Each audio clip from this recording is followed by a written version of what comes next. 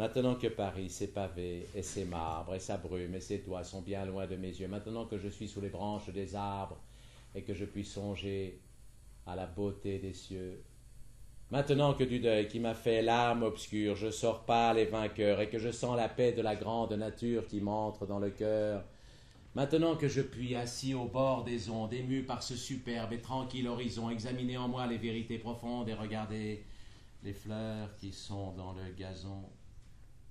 Maintenant, ô mon Dieu, que j'ai ce calme sombre de pouvoir désormais voir de mes yeux la pierre où je sais que dans l'ombre elle dort pour jamais. Maintenant qu'attendri par ces divins spectacles, plaines, forêts, rochers, vallons, fleuves argentés, voyant ma petitesse et voyant vos miracles, je reprends ma raison devant l'immensité.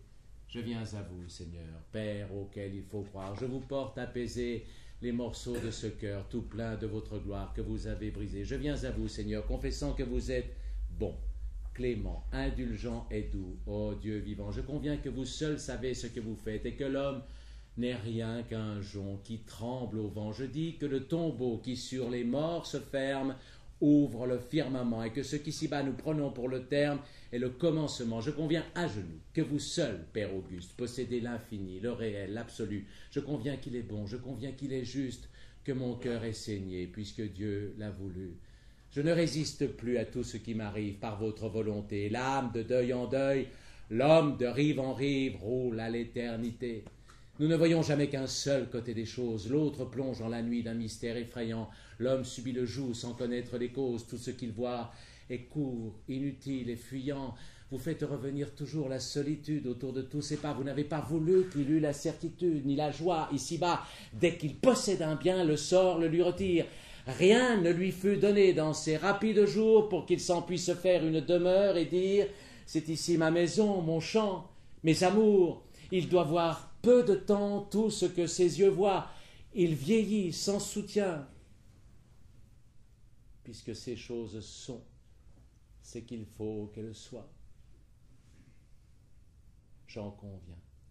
J'en conviens, le monde est sombre, ô Dieu. L'immuable harmonie se compose des pleurs aussi bien que des chants. L'homme n'est qu'un atome en cette ombre infinie, nuit où montent les bons, où tombent les méchants. Je sais que vous avez bien autre chose à faire que de nous plaindre tous, et qu'un enfant qui meurt, désespoir de sa mère, ne vous fait rien à vous. Je sais que le fruit tombe au vent qui le secoue, que l'oiseau perd sa plume et la fleur son parfum, que la création est une grande roue qui ne peut se mouvoir sans écraser quelqu'un.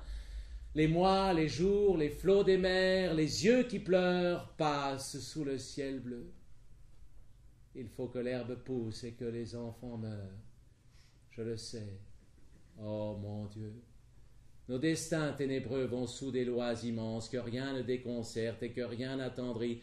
Vous ne pouvez avoir de subite clémence qui dérange le monde, oh Dieu, tranquille esprit. Je vous supplie, ô Dieu, de regarder mon âme et de considérer qu'humble comme un enfant et doux comme une femme, je viens vous adorer. Considérez encore que j'avais, dès l'aurore, travaillé, combattu, pensé, marché, lutté, expliquant la nature à l'homme qui l'ignore, éclairant toutes choses avec votre clarté, que j'avais, affrontant la haine et la colère, fait ma tâche ici-bas, que je ne pouvais pas m'attendre à ce salaire, que je ne pouvais pas prévoir que vous aussi, sur ma tête qui ploie, vous appesantiriez votre bras triomphant et que vous, qui voyez comme j'ai peu de joie, vous me reprendriez si vite, mon enfant. Seigneur, je reconnais que l'homme est en délire s'il ose murmurer. Je cesse d'accuser, je cesse de maudire, mais laissez-moi pleurer. Hélas, laissez les pleurs couler de ma paupière, puisque vous avez fait les hommes pour cela. Laissez-moi me pencher sur cette froide pierre et dire à mon enfant, sens-tu que je suis là? Laissez-moi lui parler, incliné sur ses restes le soir quand tout se tait, comme si dans sa nuit rouvrant ses yeux célestes, cet ange m'écoutait. Hélas, vers le passé, tournant un œil d'envie, sans que rien ici-bas puisse m'en consoler, je regarde toujours ce moment de ma vie où je l'ai vu ouvrir son aile et s'envoler. Je verrai cet instant jusqu'à ce que je meure. l'instant pleurs superflu où je criais l'enfant que j'avais tout à l'heure, quoi donc? Je ne l'ai plus. Voyez-vous, nos enfants nous sont bien nécessaires, Seigneur. Quand on a vu dans sa vie un matin, au milieu des ennuis, des peines, des misères et de l'ombre que fait sur nous notre destin, apparaître un enfant, tête chère et sacrée, petit être joyeux, si beau qu'on a cru voir s'ouvrir à son entrée une porte des cieux. Quand on a vu 16 ans de cet autre soi-même croître la grâce aimable et la douce raison, lorsqu'on a reconnu que cet enfant qu'on aime fait le jour dans notre âme et dans notre maison, que c'est la seule joie ici-bas qui persiste de tout ce qu'on rêva. Considérez que c'est une chose bien triste de le voir qui s'en va.